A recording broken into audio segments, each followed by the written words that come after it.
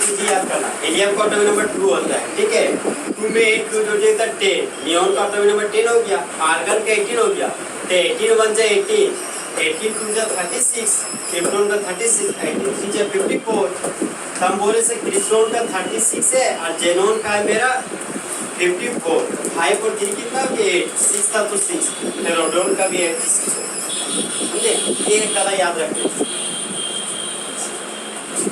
Magic नहीं करें। देखिए आप चीज़ों को रखते हैं, हम कैसे बोलते हैं, चीज़ों को रखिएगा दोस्तों, कंपटीशन के लायक आप नहीं है, नाम का कंपटीशन है, कंपटीशन फाइट करने के लिए बहुत ही साथी होना चाहिए माइंड, समझे। चालाकी से गेम खेलिएगा तभी जीत पाइएगा, नहीं तो हार जाइएगा। इतना वो क्लियर। देखिए यहाँ पे कुछ खास पॉइंट बताते हैं आपको, बताइए ये सारे एलिमेंट में किसका इलेक्ट्रोनेगेटिव वैल्यू आपका सेम दिख रहा है? हाइड्रोजन फास्फोरस का, हाइड्रोजन फास्फोरस और फिर कार्बन का और सल्फर का, क्लोरीन और नाइट्रोजन और हीलियम नियोन इसका लिखे ना उसी का बेरिलियम एल्युमिनियम का। ठीक है, आप चुप रहिए। हाइड्रोजन और फास्फोरस, हाइड्रोजन और फास्फोरस का यहाँ पे देखिए सर, हाइड्रोजन और फास्फोरस में फोकस कीजिए, इन दोनों का इलेक्ट्रोनेगेटिव वैल्यू सेम है। बताइए कितना है? कितना है? 2.1। एल्युमिनियम और बेरिलियम को बताइए, बेरिलियम का 1.5 है, एल्युमिनियम का यहाँ पे, दोनों का इलेक्ट्रोनेगेटिव वैल्यू 1.5 हो गया। आयोडीन सल्फर कार्बन का इलेक्ट्रोनेगेटिव वैल्यू बताइए कितना है? 2.5। आयोडीन का नहीं लिखा है, 2.5 को तो ध्यान रखिएगा। ब्रोमीन का 2.6 होता है, इसे कोई जरूरत पड़ेगा। देखिए सर नीचे ब्रोमीन, देखिए ब्रोमीन का 2.7 और आयोडीन का लिख लीजिए 2.5, क्योंकि ये दोनों एलिमेंटों को चाहिए आज, समझे। फिर क्लोरीन और नाइट्रोजन का कितना होता है? 3। क्लोरीन नाइट्रोजन का आपका 3 होता है। तो पूरे पीरियोडिक टेबल में जिसका इलेक्ट्रोनेगेटिव वैल्यू सेम होता है सर, ये यही सवाल है मेरे।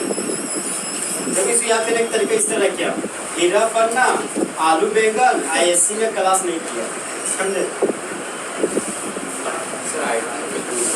हाइड्रोजन फास्फोरस का electronegative value always 2.1, aluminium beryllium का 1.5, आयोडीन सल्फर कार्बन का 2.5, क्लोरीन और नाइट्रोजन का 3। देखिए नेक्स्ट पॉइंट लिखिए, नेक्स्ट पॉइंट क्या है? देखिए वैल्यू ऑफ, जो लिखे वो लिखो ना, वैल्यू ऑफ इलेक्ट्रोनेगेटिविटी से, वैल्यू ऑफ इलेक्ट्रोनेगेटिविटी से देखिए। उसके बाद देखिए हाइड्रोजन फास्फोरस सेम लिखा है, इसको ये लिखा जो है in the periodic table, periodic table के बारे में बता रहे नहीं यार, सेम पे देखा लिख दीजिए in the periodic table, value of electronegativity same in the periodic table, लिख दिए। देखिए hydrogen phosphorus 2.1, aluminium beryllium 1.5, iodine sulphur carbon 2.5, chlorine nitrogen 3। देखिए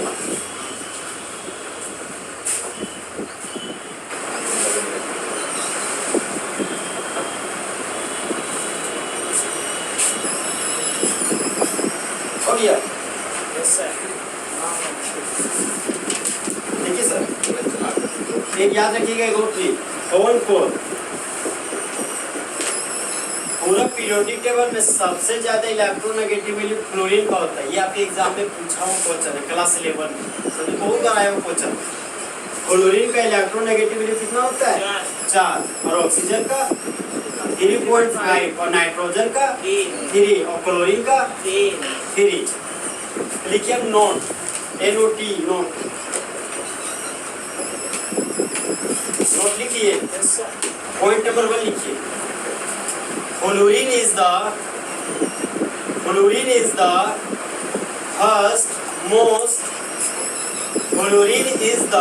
first most electronegative element.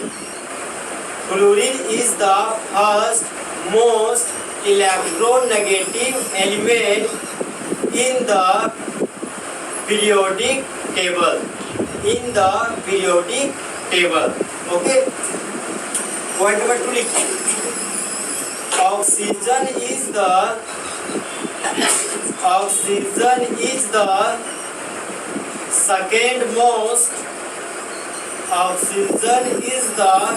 second most electronegative element in the periodic table. ठीक है, point number 3 में आइए sir, second most electronegative element in the periodic table. Okay, point number 3 में आइए. Nitrogen and chlorine is the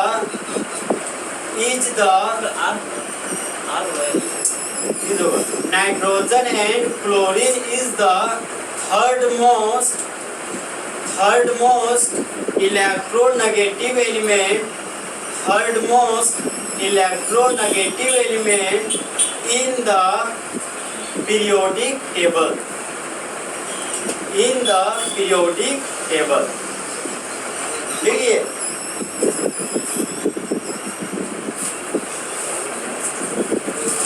ठीक है दोस्तों, हम एग्जाम्पल पे आ रहे हैं.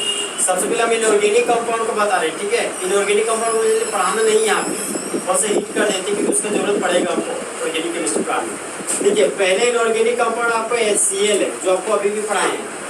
बताइएगा, हाइड्रोजन का इलेक्ट्रोनेगेटिव वैल्यू होता है 2.1 और क्लोरीन का 3. तो इलेक्ट्रॉन को पुल कौन करेगा? क्लोरीन. और पुश कौन करेगा? हाइड्रोजन. विथड्रॉ कौन करेगा? क्लोरीन. और रिपेल कौन करेगा? हाइड्रोजन. तो क्लोरीन हाइड्रोजन के इलेक्ट्रॉन को खींच लिया, एरो का हेड क्लोरीन के पास किया, तो क्लोरीन के मुंडी पर नेगेटिव चार्ज डेवलप हो गया, और एरो का टेस्ट जिस एलिमेंट के पास जाएगा ना उसके मुंडी पर पॉजिटिव चार्ज डेवलप हो गया. ठीक है दोस्त, आगे हम पार्शियल वर्ड यूज करेंगे. फिर से हिट कर रहे हैं, इनऑर्गेनिक कंपाउंड में कभी भी पार्शियल वर्ड को यूज नहीं किया जाता. कोई बुक है मिसप्रिंटिंग किया, लिखने में पार्शियल लिख दिया, समझे?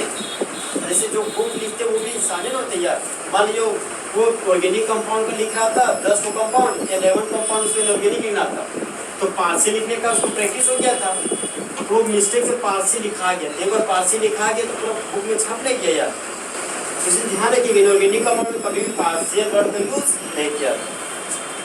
यहाँ पे ये कंप्लीट पॉजिटिव हो गया, ये कंप्लीट नेगेटिव हो गया. तो इसका मतलब क्या हो गया? हाइड्रोजन क्लोरीन है, क्लोरीन के पास तो एक इलेक्ट्रॉन था, हाइड्रोजन का जब एक इलेक्ट्रॉन छीना ना क्लोरीन के पास कुछ इस तरह से आ जाता है, समझे? और हाइड्रोजन के पास कुछ नहीं है. अब देखिए सर, नेक्स्ट एलिमेंट है हमारे वाटर में. आपको पता है कि वाटर का शेप होता है V शेप. ठीक है, क्यों? मतलब उसके पीछे वजह पता हो कि lone pair bone pair repulsion होने की वजह से. तो क्या क्लास डे में कुछ इस तरह से पढ़ के आए, ऐसे से पढ़े, समझे? जब 11 में गए तो कुछ इस तरीके से स्ट्रक्चर आपको पढ़ने को मौका मिला होगा. ये V शेप है, इसी को बोलते हैं बेड शेप. अब बताइए सर, हाइड्रोजन का इलेक्ट्रोनेगेटिव वैल्यू कितना होता है? 2.1 और ऑक्सीजन का 3.5. तो बताइए इलेक्ट्रॉन को कौन पुल करेगा? ऑक्सीजन. तो ऑक्सीजन के मुंडी पर क्या डेवलप होगा? Negative charge. और हाइड्रोजन के मुंडी पर पॉजिटिव चार्ज. ये जो चार्ज दिखाएगा अच्छा से दिखाइएगा. ये एरो भी, एरो थोड़ा सा भी मिस्टेक कीजिएगा दिखाने में तो गोल हो जाएगा, क्योंकि इसका मीनिंग गलत निकल जाएगा. देखिए, ये हो गया अमोनिया. अमोनिया का फॉर्मूला होता है NH3. नाइट्रोजन के पास 3 हाइड्रोजन होता है और एक लोन पेयर होता है. तो बताइए नाइट्रोजन का इलेक्ट्रोनेगेटिव वैल्यू कितना होता है? 3. इधर हंसना नहीं है, हंसने में हाँ. और हाइड्रोजन का इलेक्ट्रोनेगेटिव वैल्यू कितना होता है? 2.1. तो नाइट्रोजन का इलेक्ट्रो वैल्यू लेस है कि मोर? मोर. किसके कंपेयर में? हाइड्रोजन के कंपेयर में. तो इलेक्ट्रॉन को विथड्रॉ कौन करेगा और इलेक्ट्रॉन को खींचेगा कौन? नाइट्रोजन. किसकी तुलना में? हाइड्रोजन की तुलना. तो नाइट्रोजन हाइड्रोजन के इलेक्ट्रॉन को खींच लिया, एरो का हेड नाइट्रोजन के पास गया, तो नाइट्रोजन के मुंडी पर नेगेटिव चार्ज डेवलप हुआ और हाइड्रोजन के मुंडी पर पॉजिटिव चार्ज डेवलप हुआ. ये 3 कंपाउंड आपको दोस्त याद रखना है, समझे? ये पूरा ऑर्गेनिक केमिस्ट्री यही 3 कंपाउंड घूम फिर के आएगा.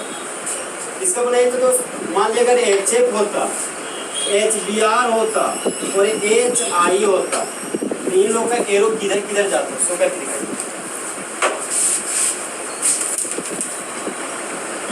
देखिए बताइए हाइड्रोजन के इलेक्ट्रोनेगेटिविटी कितना है 1.1। अब फ्लोरीन का, और इलेक्ट्रॉन को विथड्रॉ कौन करेगा, फ्लोरीन। ठीक है, विथड्रॉ, देखिए विथड्रॉ आपका बैंक से आया, अरे बैंक डिपॉजिट विथड्रॉ, विथड्रॉ का मतलब पैसा निकालना, डिपॉजिट का मतलब पैसा जमा करना, समझे, वहीं से विथड्रॉ वाला टर्म आया।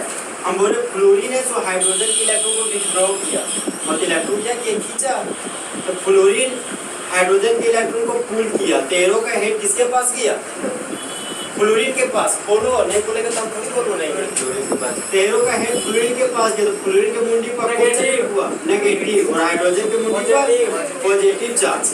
तो more electronegative element hydrogen fluoride में है, कौन है, फ्लोरीन, और less electronegative element hydrogen. Bromine का इलेक्ट्रोनेगेटिव वैल्यू बताइए 2.7, हाइड्रोजन का 2.1। इलेक्ट्रॉन को कौन पुल करेगा, ब्रोमीन, किससे, हाइड्रोजन से। तो ब्रोमीन हाइड्रोजन से इलेक्ट्रॉन को पुल किया, एरो का हेड किसके पास गया, ब्रोमीन के पास, एरो का टेल हाइड्रोजन के पास। तो किसके मुंडी पर पॉजिटिव चार्ज डेवलप होगा, हाइड्रोजन के मुंडी पर, यहाँ पर लिखिए, और ब्रोमीन के मुंडी पर नेगेटिव चार्ज डेवलप। आयोडीन का इलेक्ट्रोनेगेटिव वैल्यू बताइए 2.5 पर, हाइड्रोजन का इलेक्ट्रोनेगेटिव वैल्यू मोर किसका है, आयोडीन का, और लेस हाइड्रोजन का। इलेक्ट्रॉन को पुल कौन करेगा, आयोडीन, इलेक्ट्रॉन को पुल किया, एरो का हेड किसके पास गया, आयोडीन के पास, तो मुंडी पर नेगेटिव चार्ज डेवलप किया, एरो का टेल किसके पास गया, हाइड्रोजन के पास, तो हाइड्रोजन के मुंडी पर पॉजिटिव चार्ज डेवलप किया। देखिए दोस्तों, इसको बोलते हैं polar covalent bond. Non metal के बीच बनने वाला बॉन्ड कोवेलेंट बॉन्ड है, ऐसा कोवेलेंट बॉन्ड जहाँ पर पोल्स का फॉर्मेशन हो, पोल्स बोले तो चार्ज, जहाँ पर चार्ज का फॉर्मेशन हो रहा है, इसको क्या बोल रहे हैं हम लोग, पोलर कोवेलेंट। ओके, ये एग्जांपल लिख लीजिए, आप लिख लीजिए कॉपी में, अभी और बताएंगे। ठीक है, नेक्स्ट एग्जांपल, अब जो ऑर्गेनिक एग्जांपल लिखना है ना, वो हमेशा यूज होगा, मूवमेंट नहीं करो। नेक्स्ट एग्जांपल आपका CH3 CH2 CH। तो बताइए क्लोरीन का इलेक्ट्रोनेगेटिव वैल्यू कितना होता है, 3, और कार्बन का 2.5, और इस कार्बन का 2.5। देखिए इन दोनों कार्बन का इलेक्ट्रोनेगेटिव वैल्यू सेम हो गया, ये दोनों ना इलेक्ट्रॉन को लूज करेगा, ना गेन, ना विड्रॉ करेगा, ना पुश करेगा, ना रिपेल करेगा, तो इन दोनों में इलेक्ट्रोनेगेटिविटी का टर्म नहीं होगा, because due to same electronegativity.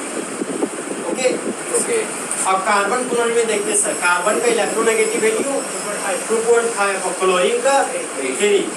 Hydrogen से कंपेयर नहीं कीजिएगा ऑर्गेनिक कंपाउंड, ठीक है, ये गड़बड़ हो जाएगा हमेशा।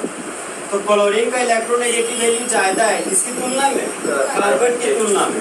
इलेक्ट्रॉन को कौन खींचेगा, क्लोरीन। क्लोरीन देखिए इलेक्ट्रॉन को खींच दिया, एरो का हेड किसके पास गया, क्लोरीन के पास, तो क्लोरीन के मुंडी पर क्या चार्ज डेवलप होगा, नेगेटिव चार्ज, और कार्बन के मुंडी पर पॉजिटिव चार्ज डेवलप हुआ। अब देखिए सर, ये बताइए ऑर्गेनिक कंपाउंड है कि इनऑर्गेनिक कंपाउंड, ऑर्गेनिक कंपाउंड, क्योंकि जिसके पास हाइड्रोकार्बन होता है वो हमारा ऑर्गेनिक कंपाउंड है। तो ऑर्गेनिक कंपाउंड के लिए जो यूज करते हैं ना वो होता है पार्शियल, इसी पार्शियल को बोलते हैं डेल्टा, इसको डेल्टा में पढ़ा जाता है, इसको डेल्टा पॉजिटिव डेल्टा नेगेटिव बोलिएगा तो भी सही, पार्शियल पॉजिटिव पार्शियल नेगेटिव बोलिएगा तो भी सही। अब देखिए यहाँ पर मूवमेंट क्या हुआ, कार्बन ये क्लोरीन है, ये दोनों दिखा रहे, पार्शियल का मतलब क्या, देखिए सर यहाँ पर जो इलेक्ट्रॉन जो पुल किया ना वो कंप्लीटली नहीं किया, मान लीजिए क्लोरीन के इलेक्ट्रॉन यहाँ पे, कार्बन के इलेक्ट्रॉन जो पुल किया सो मात्र यहीं तक थोड़ा सा पुल किया है, पूरा नहीं। और इनऑर्गेनिक कंपाउंड तो पूरा अपने तरफ बुला लेता था, समझे। पार्शियल का मतलब हो गया स्लाइटली विथड्रॉ, समझे, पार्शियली विथड्रॉ, आंशिक रूप से अपनी ओर इलेक्ट्रॉन को खींचना, उसी के लिए पार्शियल वर्ड का यूज किया। ओके, ये तो होगी ये कंपाउंड, इसका कॉमन नेम बताइए तो सर। हाँ, 1 क्लोरो कॉमन नेम पूछ रहे हैं, इथाइल क्लोराइड। यूपिक नेम क्या हो गया, 1 क्लोरो इथेन। इसका बताइए तो common name CH3 single bond CH के नीचे CH3 single bond Cl, isopropyl chloride common है। हमारे यूपिक नेम क्या होगा, 1 क्लोरो नहीं होगा, अरे 2 क्लोरो प्रोपेन है ये।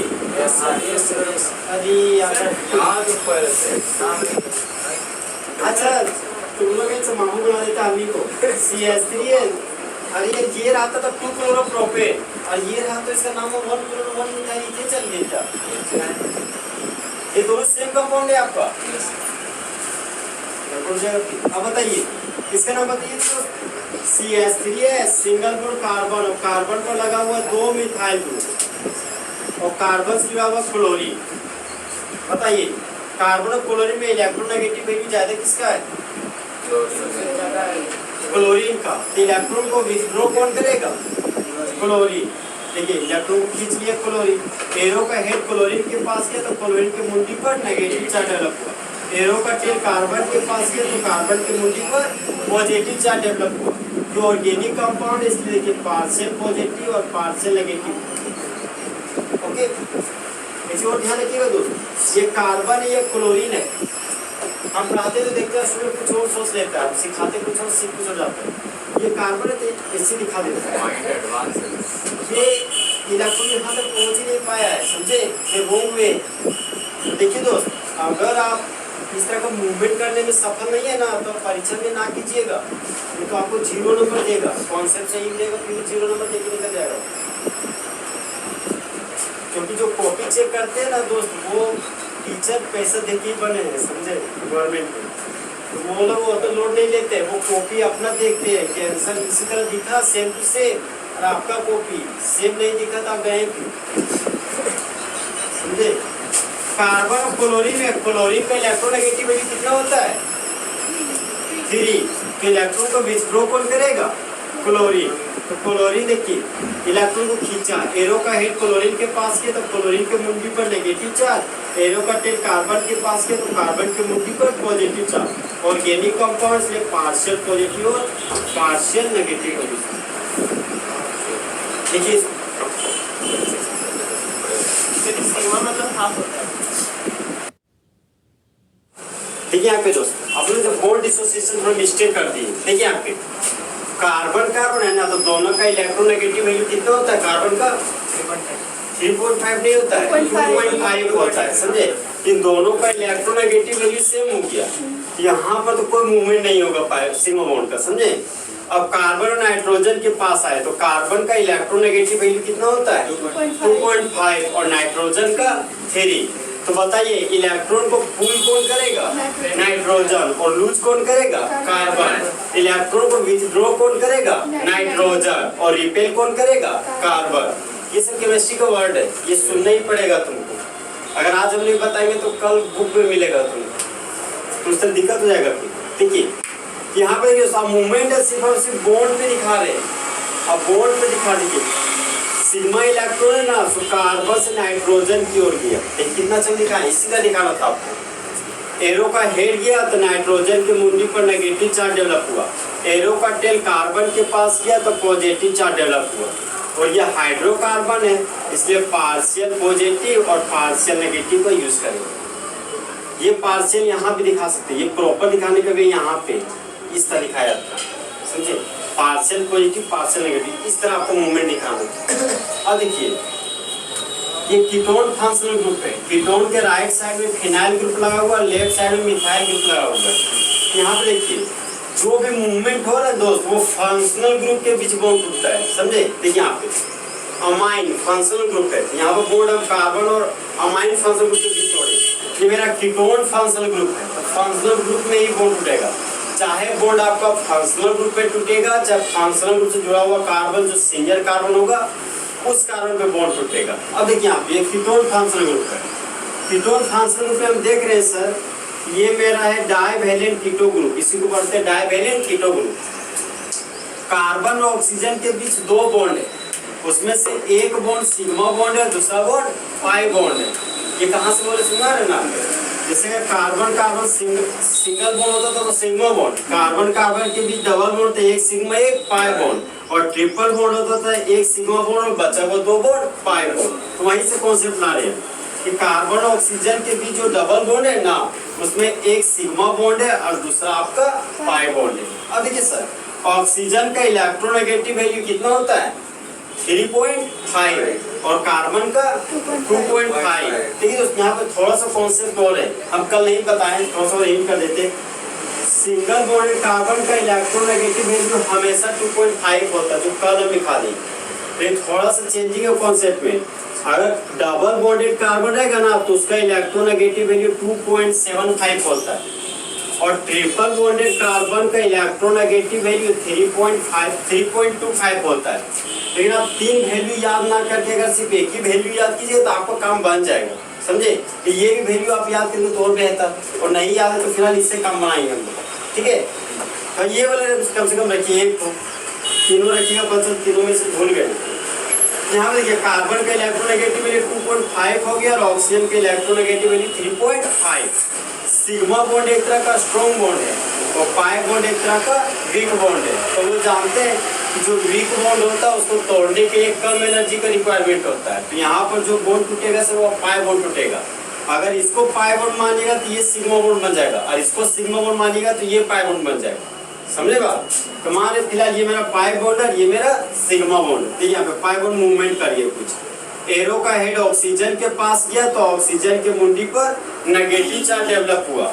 एरो का टेल कार्बन के पास गया तो कार्बन के मुंडी पर पॉजिटिव चार्ज डेवलप हो गया। ओके, देखिए यहाँ पे ऑर्गेनिक कंपाउंड, इसलिए यहाँ पे पार्शियल पॉजिटिव और पार्शियल नेगेटिव बनी।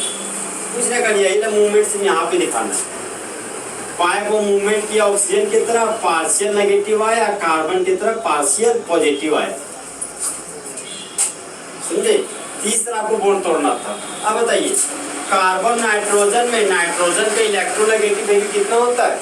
3, और कार्बन का 2.5। देखिए सिंगल बॉन्डेड कार्बन है, इसका 2.5 होगा। अब देखिए यहाँ पे ये अमाइन फंक्शन ग्रुप अगर टॉप में लिखा रहे तो वही बात हो गया, ये आइसोप्रोपाइल अमाइन है। जब पढ़ाए थे तो हम आपको हिंट भी किए थे थोड़ा सा। यहाँ पर बॉन्ड सा कार्बन और नाइट्रोजन के बीच टूटेगा। तो देखिए ये बॉन्ड तोड़े तो इसी बॉन्ड से मूवमेंट दिखाएंगे। एरो का हेड नाइट्रोजन के पास गया तो नाइट्रोजन की मुंडी पर नेगेटिव चार्ज डेवलप हुआ, और यहाँ पर दे दिए हम पार्शियल का साइन, क्योंकि ये मेरा ऑर्गेनिक कंपाउंड है। और यहाँ पर आ जाएगा आपका पार्शियल पॉजिटिव। हम देखिए जिस तरह बॉन्ड का मूवमेंट दिखा उसी तरह प्रॉपर दिखाना। आप थोड़ा सा भी राइट लेफ्ट कीजिएगा ना, कॉन्सेप्ट 100% गलत हो जाएगा। समझे? इसका मतलब ये हो गया दोस्त, ये जो इलेक्ट्रॉन है वो कंप्लीटली यहाँ पर शिफ्ट कर दिया। समझे? और थोड़ा सा भी अब बॉन्ड का मूवमेंट हल्का से भी राइट लेफ्ट किए गलत हो जाएगा फिर आपका। कार्बन नाइट्रोजन में नाइट्रोजन का इलेक्ट्रोनेगेटिव वैल्यू क्या होता है आपका? ज्यादा। यहाँ पर सिग्मा बॉन्ड का मूवमेंट कार्बन से नाइट्रोजन की ओर होगा कि नाइट्रोजन से कार्बन की ओर? यहाँ पर देखिए ये सिग्मा बॉन्ड का मूवमेंट करके नाइट्रोजन की तरफ। एरो का हेड के नेगेटिव चार्ज, ऑर्गेनिक कंपाउंड्स में पार्शियल नेगेटिव और पार्शियल पॉजिटिव। अब यहाँ पर देखिए कार्बन ऑक्सीजन के बीच फिर से बॉन्ड टूटेगा। ऑक्सीजन का इलेक्ट्रोनेगेटिव वैल्यू कितना होता है? 3.5 और कार्बन का 2.5। तो इलेक्ट्रॉन को कौन पुल करेगा? ऑक्सीजन। यहाँ पर देखिए सिग्मा बॉन्ड मूवमेंट किया। एरो का हेड ऑक्सीजन के पास गया तो नेगेटिव चार्ज, एरो का टेल कार्बन के पास गया तो पॉजिटिव चार्ज, और ऑर्गेनिक कंपाउंड है इसलिए पार्शियल पॉजिटिव और पार्शियल नेगेटिव। अगर इनऑर्गेनिक कंपाउंड होता तो कंप्लीट पॉजिटिव और कंप्लीट नेगेटिव दिखा देते, जो कल हम बताए थे आपको। अब यहाँ पर भी देखिए कार्बन ऑक्सीजन है तो सेम टू सेम बॉन्ड टूटेगा। यहाँ पे कार्बन ऑक्सीजन तो सेम टू सेम प्रोसेस होगा। अब यहाँ पे आते सर, देखिए यहाँ पे ये CHO फंक्शनल ग्रुप है, एल्डिहाइड फंक्शनल ग्रुप। इधर से देखिए CHO एल्डिहाइड फंक्शनल ग्रुप, इसको बोलते हैं फॉर्मल्डिहाइड। ठीक है, नाम सिखा देंगे ना सर, फिलहाल कंपाउंड पर फोकस कीजिए। कार्बन ऑक्सीजन में ऑक्सीजन के इलेक्ट्रोनेगेटिव वैल्यू जाता है। यहाँ पर देखिए पाई बॉन्ड मूवमेंट किया ऑक्सीजन की तरफ, यहाँ गया पार्शियल नेगेटिव पार्शियल पॉजिटिव। इस कंपाउंड में कार्बन ऑक्सीजन के बीच बॉन्ड टूटेगा, पार्शियल नेगेटिव और पार्शियल पॉजिटिव आया। तो यहाँ पर भी कार्बन ऑक्सीजन के बीच बॉन्ड टूटा, पार्शियल नेगेटिव और पार्शियल पॉजिटिव का फॉर्मेशन। समझे? ये कॉन्सेप्ट कुछ नहीं बदला, एक बार कीटो ग्रुप को दिखाने के लिए ना सेम टू सेम प्रोसेस आपको रिपीट हुआ। यहाँ भी कार्बन ऑक्सीजन के बीच का बॉन्ड टूटे, पार्शियल नेगेटिव और पार्शियल पॉजिटिव का फॉर्मेशन किया। अब देखिए यहाँ पे कीटोन के राइट साइड में फिनाइल ग्रुप और लेफ्ट साइड में भी फिनाइल ग्रुप लगा हुआ है, देखिए ना, एक फिनाइल दो फिनाइल हो गया। मर के भी ना वादा अपना तोड़ेंगे, एक तुझे का साथ कभी ना छोड़ेंगे, अपना तो सदियों जन्मों का नाता है, जान से जान को कौन जुदा कर पाता है, तेरे सिवा तेरे सिवा तेरे सिवा इस दरिया का नहीं कोई किनारा सनम। अब एक चीज और सर थोड़ा ये वाला देख लीजिए। मान लिया कार्बोक्सिलिक एसिड वाला केस है आपका, C डबल बॉन्ड OH।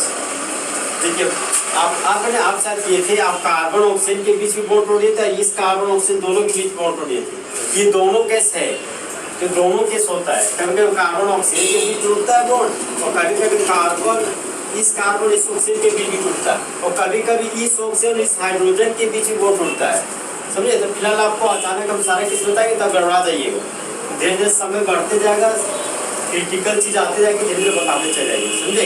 तो फिलहाल हम कार्बोनिल ग्रुप पे फोकस करें। यहाँ पर कार्बोनिल ग्रुप वाला बॉन्ड तोड़ते हैं, कार्बन ऑक्सीजन का, एरो का हेड ऑक्सीजन के पास किया तो पार्शियल नेगेटिव, एरो का टिल कार्बन के पास किया तो पार्शियल पॉजिटिव। ठीक है दोस्त, यहाँ कार्बन ऑक्सीजन के बीच बॉन्ड टूटा ना, आने वाले समय ऑक्सीजन और हाइड्रोजन के बीच भी बॉन्ड टूटेगा। तो फिलहाल आप एक केस को अभी सीखिए, जब आएगा एल्कोहल चैप्टर पढ़ाएंगे तो वो भी केस हम सिखा देंगे, ठीक। जिनको लिखना तो नहीं ना, आज से हमको फ्यूजन पढ़ाएंगे। फ्यूजन कभी सुने क्या? फ्यूजन का एक और नाम होता है, ठीक है। यहाँ पे आज आपके पास जो टर्म है दोस्त, वह है आपका इलेक्ट्रोनेगेटिविटी, ठीक है। ये क्लास 11 में पढ़े, चैप्टर नंबर 3 में अंतिम टॉपिक, एकदम टर्मिनल टॉपिक जो था वही होता है, इलेक्ट्रोनेगेटिविटी होता है, समझे। अब देखिए आगे सर, ये इलेक्ट्रोनेगेटिविटी होता क्या है? तो इलेक्ट्रो का मतलब सर इलेक्ट्रॉन होता है, और आगे बढ़े थोड़ा नेगेटिव दिखा तो यहाँ पर ये नेगेटिव चार्ज, और ये जो वीटी है सर, वीटी का मतलब एबिलिटी होता है, ठीक है। तो एलिमेंट बोलिए, एटम बोलिए, चाहे कुछ भी बोलिए, तो एटम का वो खास एबिलिटी, जब इलेक्ट्रॉन को अपनी ओर खींचने की वजह से मुंडी पर पॉजिटिव चार्ज या नेगेटिव चार्ज का डेवलपमेंट हो जाता हो, वही आपका इलेक्ट्रोनेगेटिविटी कहलाता है, ओके। अब सर ये इलेक्ट्रोनेगेटिविटी है तो क्या उसका कोई सिंबल है क्या? तो इलेक्ट्रोनेगेटिविटी का सिंबल आपका दोस्त काई, देखिए एक होता है आपका एक्स, तो आप एक्स लीजिएगा, इसको थोड़ा सा फुल करना पड़ेगा, खींचना पड़ेगा, इसी को पढ़ते हैं काई।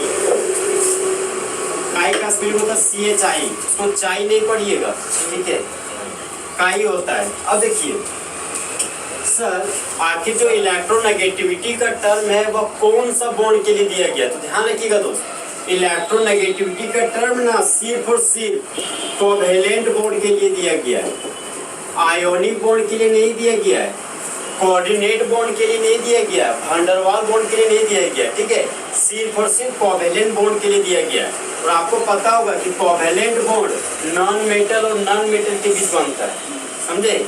और कोवेलेंट बॉन्ड बनने के लिए इलेक्ट्रॉन का शेयरिंग होना जरूरी है, जो भी इलेक्ट्रॉन को शेयरिंग करेगा वही आपका कोवेलेंट बॉन्ड बनाएगा, ओके।